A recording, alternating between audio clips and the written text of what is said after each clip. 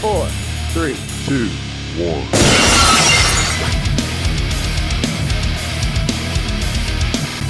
Put everything down and crank your speakers up. It's time for The Realest Podcast. Oh yeah! We got us a new world champion! And what is going on, guys? You're listening to the Realest Podcast, and welcome to February 13, 2017 edition of the Monday Night Raw review. And we have ourselves a good bit to talk about tonight. Other than Raw really starting off bad. I mean, it was bad. And people will say that this was a bad show. I thought it ended good. I thought from, thanks, Bella. She says, or he or she says, that's an awesome opening. I apologize. Juan says hi. But a lot of people will say, and before I even start, what was Emma? We're going to get into that. We got a lot of things to talk about. Emma/Emmalina, the Women's Championship. A lot to talk about. Andrew, what do you think of tonight's show? I thought that last hour was solid, but everything else was pretty much just really painful, except for the Mark Henry match, which was sort of the surprise of the night. Yeah, you know, I thought from Samoa Joe's promo to the end the Raw wasn't bad, but let's start it. You know, Bella's already mentioned it. What was Emma? To be honest with you, I don't know. You know, how many days did we wait for that? 75 76 weeks? days? A week? Weeks? Yeah. We waited a while. But, you know, she comes out with this annoying accent.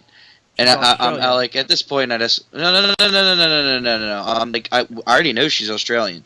And there's a difference between having an Australian accent and purposely coming out with, like, a really fake, made-up slang. You know, like, when girls talk like this, they think they're really cool. Like, they're popular. No, that's what she was doing. She was coming out. You guys waited so long. Like, I was just like, oh my god, please stop. Yeah. And, you know, and then she's like, you know what, you've waited, like, 75 weeks for Emmalina, So, and listen to now this. witnessed a makeover from Emmalina to Emma. So after the Kevin Owens and Chris Jericho segment, Goldberg tweeted out morons. And Kevin Owens responded and saying, considering you almost knocked yourself out headbutting a door, you should probably reconsider calling other people morons. Kevin Owens is like the best Twitter troll. So I personally don't know. It's very confusing. I know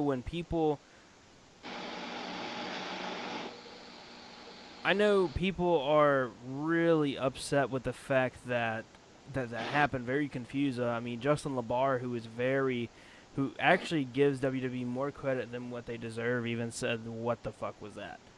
Well, it's pretty bad when you hear Michael Cole and everybody else in the announcing go like, "Wait, what?" on live TV after this. Mm-hmm. Like, if you actually rewind it and go back and watch it, as soon as she said that, even Michael Cole was like, "Wait, what?" Mm-hmm. It was like she was smoking pot or something, you know? Like, she just didn't know what she was saying, and it you know, in my opinion, and, you know, you guys can feel free to chime in, that's almost as bad as them promising that she would come and then not showing up. I mean, I would say that's probably, if not as bad, but worse, that she comes and did what she did today. I mean, that was like 30 seconds of Emmalina, and it didn't really do anything. She wasn't in action. We didn't see what made her Emmalina, and now all of a sudden she's going back to Emma? Are we going to wait another 75 weeks for Emma now? Right. My thing is that it's dumb. I am no longer interested in Emma or Emmalina. And if we wait for Emma, I'm done. Like, I'm just, the only chance that Emma had to spark my interest back was if she interfered in that match. And I honestly thought she was, but then out of nowhere, Dana Brooke, who hasn't been on TV for about a month, shows up out of nowhere. It's like, oh, okay. Yeah, it was just like, oh, everyone was wondering where's Dana Brooke, and all of a sudden she comes out of nowhere and gets involved in a match. Yeah. We're gonna be talking about Charlotte and the Bayley match in just a little bit, and how I'm actually not a fan of the finish. The match was outstanding, but the finish I'm not a fan of. I thought, I saw this too on a lot of on social media that the Chris Jericho and Kevin Owens, their breakup was very bad. See, I honestly thought it was good. I kind of saw it coming the entire time. Because Kevin Owens was very like lean back, like okay, like something's up. And when he turned on Chris Jericho, it's just leading into, their match at WrestleMania. Chris Jericho will probably be a face now, and it gives heat to Kevin Owens, and that's the Kevin Owens we needed to see. I enjoyed the entire segment. Raw as a whole at this point was still pretty. I mean, Raw tonight was pretty bad, but Raw was bad at this point, and that was actually really good. I really enjoyed that, and I saw a lot of people say that they didn't like it. So I mean, I'm wondering what everyone's thoughts is on that, and what are your thoughts? Well, like, here's the thing that I want to know. Like, what did Triple H say to Kevin Owens? And did it spark this change? And, like, I have kind of been dreading this moment because I like them together. And I honestly think that, when Chris Jericho said all those things tonight, like, he legitimately mean it. I don't think that he has, or I think that he's had the time of his life with Kevin Owens, literally behind the scenes, working with Kevin Owens doing this. I think this is probably one of his more favorite runs in recent memory. So, like, I felt the raw emotion with it, and that was really good. But, like, there's a few questions that really have to come up from that. Like, we knew it was going to happen, right? I mean, it was eventually going to break down, but I honestly thought it wasn't going to happen until after Fastlane at this point. So I'm surprised that, you know, Owens would turn on Jericho this early, if that makes any sense, especially with him facing Goldberg at Fastlane. I mean, logically, you would want Chris Jericho on your side until he retained at Fastlane. So it's kind of like, okay, well, is this something that Triple H said? Like, how does this all fit in? And obviously, we're not going to get any answers until next Monday as to, like, why he did it, what did he say, what was his motivation. Why would you throw away something that's been working and could help you beat Goldberg in the future? Yeah. Because let's face it, Chris Jericho was pretty much the only possibility that we thought that he was going to walk away as champion, either Chris Jericho or Brock Lesnar, or both. So, Yeah, like I said, I liked it, and I think like I said the other night with Naomi, last night with Naomi, let's see let's see where this goes before people, because look, people are gonna throw this down and just say this is awful, that was awful. They're gonna set it up for failure, and that's one thing that's one thing that people can't do. I mean, for a great example that a lot of people will understand is Batman vs Superman, the movie. That movie was set to fail from the moment that Ben Affleck got told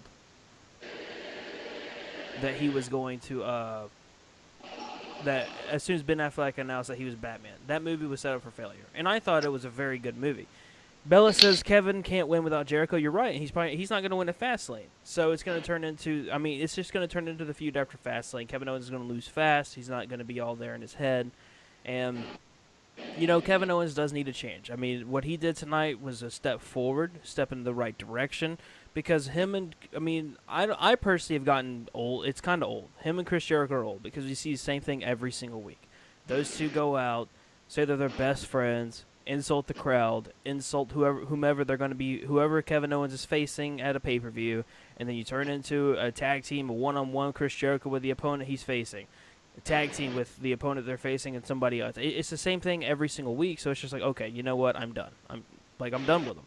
So them breaking up, we'll see. Let's see what happens. That's the great thing about it. Let's see what happens in the future. and I'm not saying I don't like it. I enjoyed it. I thought it was very raw and emotional. I thought it was really well put together. But like with me, I'm kind of like, okay, so I need to know what the answers are.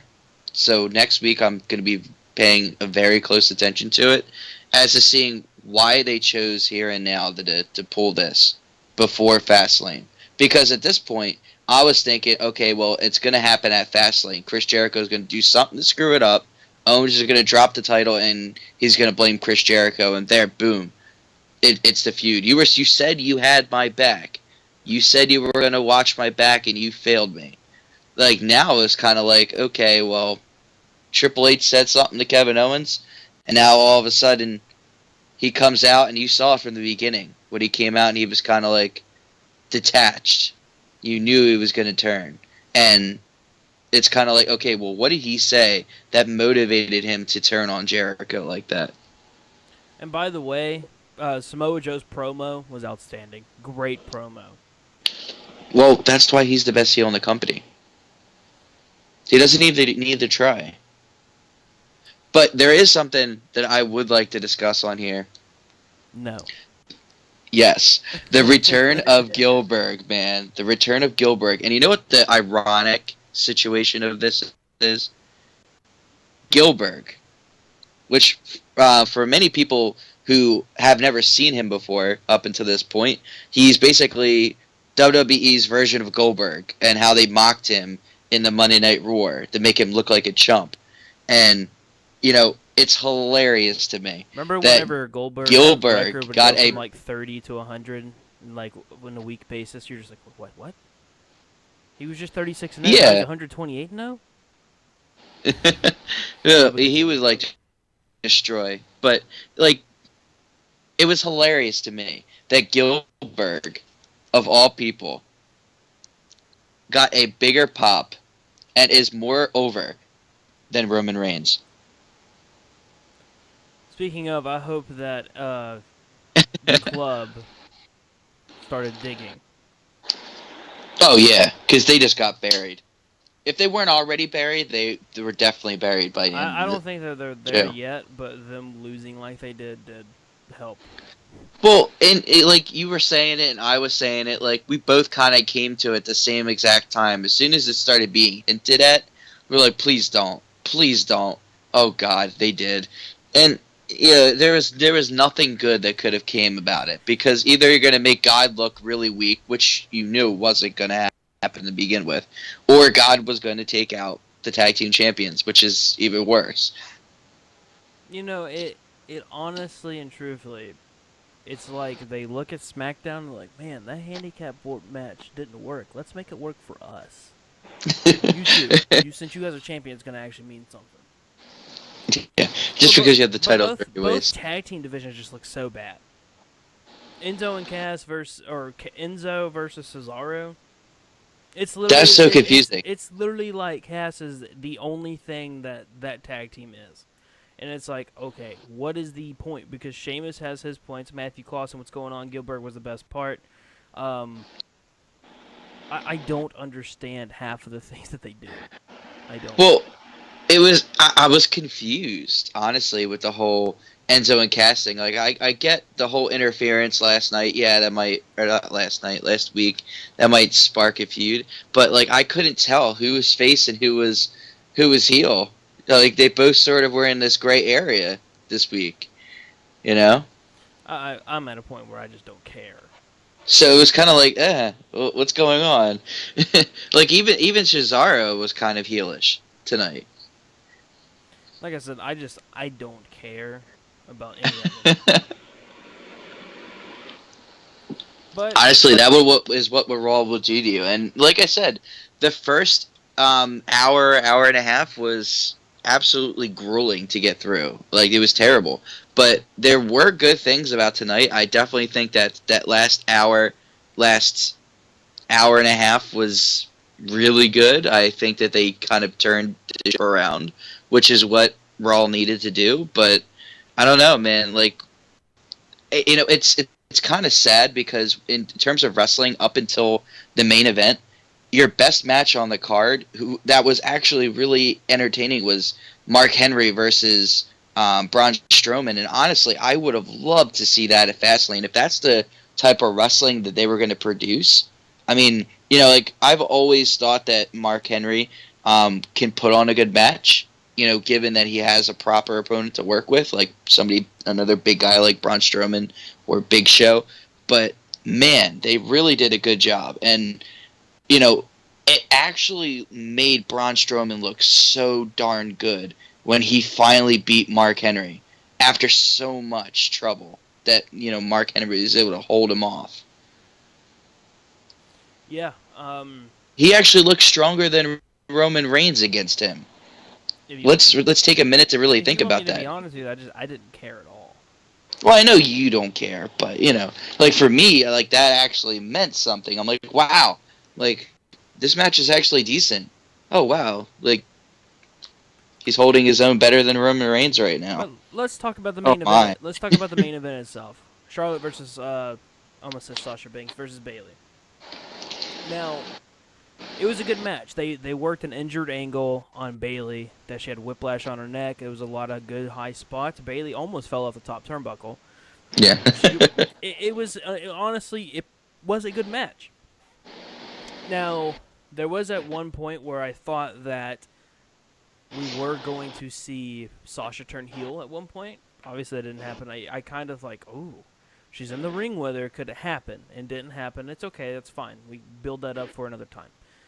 And then, Dana Brooke coming to the ring, that kind of gave me thought, okay, so they're going to have Charlotte retain, and then a fast lane, they're going to either do Sasha and Bayley versus Dana and Charlotte, or they're going to do something different. Obviously, that wasn't the case. Sasha came and interfered also. And then, obviously, Bayley hitting the Bayley to belly, 1, 2, 3, beats Charlotte semi-clean, and now we have a new women's champion. Now, here's my issue. The problem with the Raw Women's Championship before is that it changed hands back and forth. Sasha Banks is, what, a 3 or 4-time women's champion? Yeah. And see, that's the thing. They're always promoting her pay-per-view record being undefeated at pay-per-view matches, but it looks just as bad on her that her Monday Night Raw championship, matches, she's 0-4. 0-4. And just as well as I do, if that belt is on the line at Fastlane, she's going to win it. They're not going to have that record go away on Fastlane, and if they do, no. Shame on them. Yeah, you got to say that for a bigger pay-per-view. Like, I would have been okay with it if she dropped her record at the Royal Rumble, but not Fastlane. No. Like, that you say for WrestleMania at this point. Yeah, I 100% agree. Everyone and their moms knew that Bayley was going to win tonight. Everyone knew the circumstances of tonight's match. And, a lot of people are angry, and they have the right to be so. Because the back and forth flips between Charlotte and Sasha really ruined that feud. It really did. And it really devalued that belt. And we're going to see it again, it looks like. I thought Bayley and Charlotte was the best match out between any Charlotte feud. I honestly thought that was the best match, and for me, I thought the match at Raw, the very first match at Raw, was the best match between Sasha and Charlotte.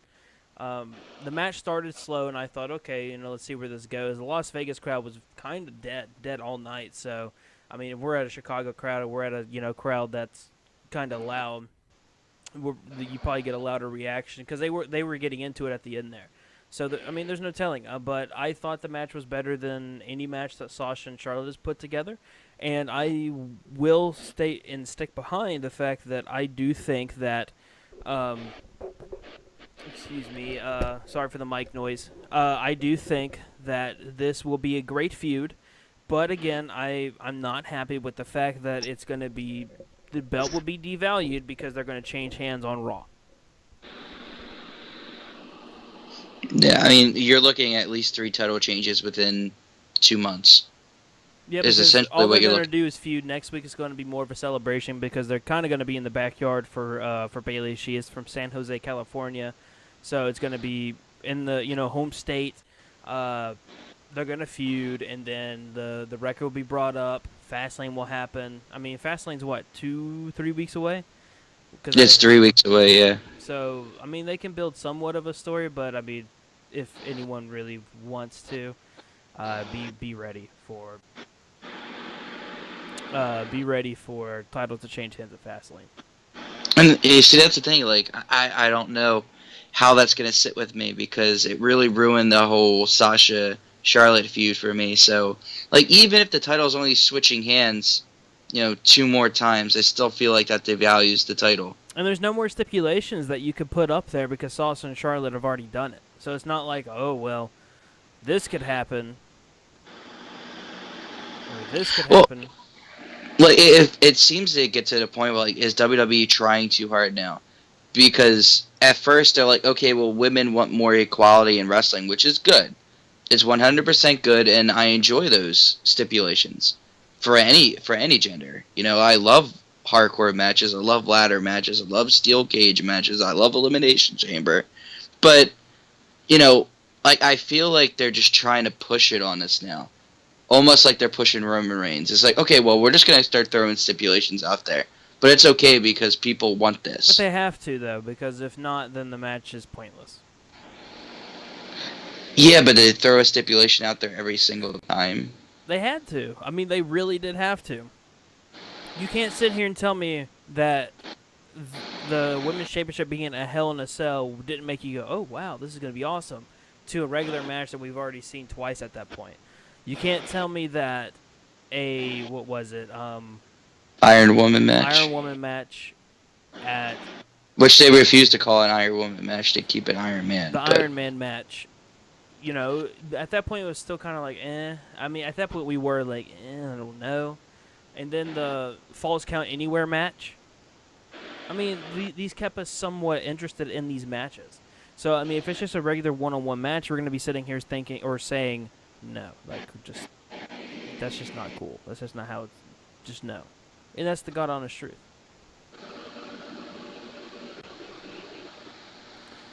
So, looking through everything, I mean, that really did cover everything. Raw was very confusing tonight. Samoa Joe attacked Sami Zayn. Obviously, that's the next feud with there. Yeah. Yeah, which is gonna really kill Sami Zayn's momentum. I thought he had a lot of momentum going into that. I think they killed it at the Royal Rumble for him.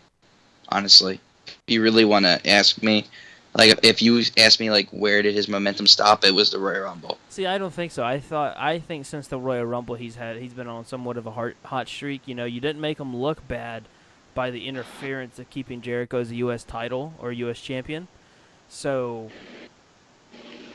I still didn't think that was the worst thing. And by the way, I just want to state that Bo Dallas and the New Day feuded over probably a blank piece of paper with a big marker saying ice cream plans. Yeah, what was that? What was that? Like, just remember that. The New Day that happened with the New Day and Bo Dallas. But, we did kind of cover everything. Raw was slow. If I had to give, we don't give it a rating every single time. But if I was to give it a rating, I'd give it a 4. I think the last hour is the only reason why Raw was even that high. People were comparing this to July 4th, and to me, July 4th was it's probably the worst Monday Night Raw I've ever seen in my life. Right. Yeah, that was a bad show. But I don't know, man. It's just, there was a lot of things that made me kind of question what was going on, and especially with the Emelina debut, I was just like, what? And everybody was like, what? And I thought we were going to see her do some wrestle a jobber. She comes out in the dress and heels. I'm thinking, okay. And like she kept like looking back at the curtain, kind of like not looking completely back, but like kind of like turning her shoulders toward the curtain as if some surprise was them come walking out. Like you're thinking, who's with her? Is it Dana Brooke? Because those two are amazing together. And sure enough, it was just nothing. Now you got to see the transformation of Emma. And it's like, what? You're gonna see the transformation of Emma into Emelina. I don't understand. Why are we gonna promote again? Why are we gonna promote Emelina if you're gonna keep her Emma? Now we're about to transform into Emma. I don't know, man. It's just like I said. Even Michael Cole said what? Goldberg responded to Kevin Owens. He said, "Keep digging that hole." Keep digging that hole, the hole. kid. And this is what Kevin Owens said. It says, "Okay, Bill, I've been digging holes for myself for 17 years. I'm doing pretty good. See you at Fastlane." 30 seconds. Oh, You yeah. know, you might not even like need to go get food or anything or like a drink of water. You might as well just stay there because you know as soon as you get up to leave, it's gonna be over. Great picture by Sasha Banks putting all of her weight. This is something she probably posted on her Instagram or something. Having her leg that is not hurt up and putting all of her weight on her other knee. Smart. Good kayfabe. Yeah. Let's see Yeah. if anything else is going on. I think that's gonna. That's awesome. This dude, this dude posted a picture to some wrestling podcast people, and he has a nice cup right next to him, and he has a big thing of bleach, and he has his hand in his palm, just like, here we go. That's funny. But I do think that's gonna do it for us. I mean, yeah, it's a 26-minute show, a little bit shorter than normal. Unless if people, let us know in the comments if you want us to really get in depth on everything and all the small things. We used to do that, and it seemed like a lot of people didn't enjoy it, so we try to stick to the major things, and that's about it. But I can promise you, tomorrow is going to be a really good show. John Cena faces Bray Wyatt tomorrow for I want to say the WWE Championship. So, I'm ready for that. My body's ready for that. My good feel places are ready for that, so we'll see where that goes. Andrew, is there anything else you want to touch on, just in case? Well, I guess the burning question I really want to know. I mean, since Emelina finally debuted, I mean that's not the burning question anymore. So, what about Finn Balor? Where's Finn Balor? When are we gonna see Finn Balor? Fastlane. You think Fastlane? Yeah. I think we'll see him around Fastlane. I think he'll have something to do with WrestleMania for sure. I hope so, because he should be ready to go, and they should be putting him on TV like ASAP because they need it. Yeah. Especially with Rollins out. Yeah, but we'll see. I mean, I've gotten to a point with Finn Balor, you can't report anything with him, as in we can't say at all of anything as in, well, he's going to show up this week, because the dude's nothing but a troll. But I think that is going to do it for us. Again, be sure to hit that subscribe button. We'll be here tomorrow with the SmackDown Live review. So until next time, peace out.